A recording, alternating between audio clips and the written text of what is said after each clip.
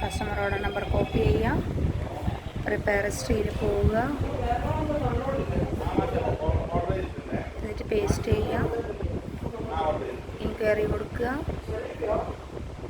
Inquiry കൊടുത്തു കഴിഞ്ഞാൽ ടെക്നീഷ്യൻ്റെ പേര് നോക്കുക, അനന്തു. ആദ്യം അതല്ല കോപ്പി ചെയ്യേണ്ടത്, ആദ്യം നമ്മൾ RNP നമ്പറാണ് കോപ്പി ചെയ്യേണ്ടത്. കംപ്ലൈൻറ്റ് നമ്പർ കോപ്പി ചെയ്യുക ആദ്യം, ഈ നമ്പർ ഇതാദ്യം കോപ്പി ചെയ്യും, ഇതല്ല ചെയ്യേണ്ടത്. ഇത് ഓൾറെഡി നിങ്ങൾ ചെയ്ത് വെച്ചാണ്. എന്നിട്ട് അത് നമ്മൾ RNP നമ്പറിൻ്റെ അവിടെ കൊണ്ടുപോയി പേസ്റ്റ് ചെയ്യുക. പിന്നെ ടെക്നീഷ്യൻ്റെ പേര് പേസ്റ്റ് ചെയ്യുക, അനന്ത്.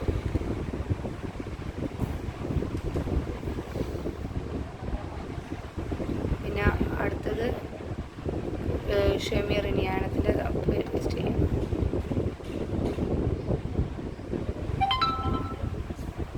പിന്നെ തേലോട്ടാക്കണ്ടേ, ഇങ്ങനെ ചെയ്യാം. താഴോട്ട് പോവാം,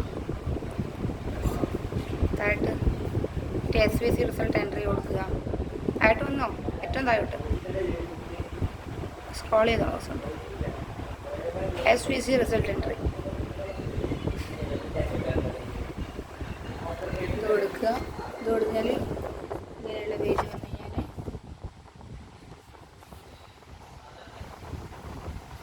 താഴോട്ട് വരിക.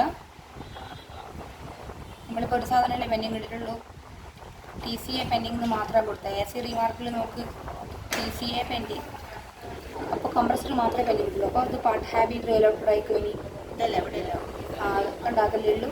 ഇനി ഇവിടെ പാർട്ട് ഹാബിറ്റ് റെയിലോട്ട് ആയിക്കോ.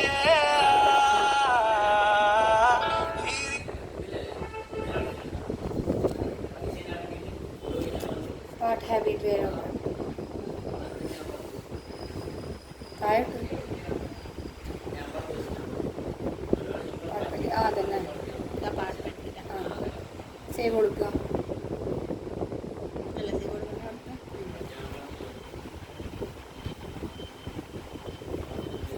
ഓക്കെ, പാർട്ട് റിസീവിങ് ഇഷ്യൂവിൽ വരിക.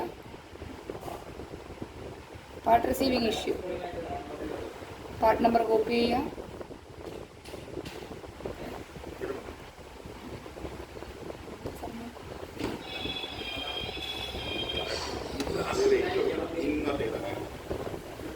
പേസ്റ്റ്. ഓക്കെ, അത് കഴിഞ്ഞു.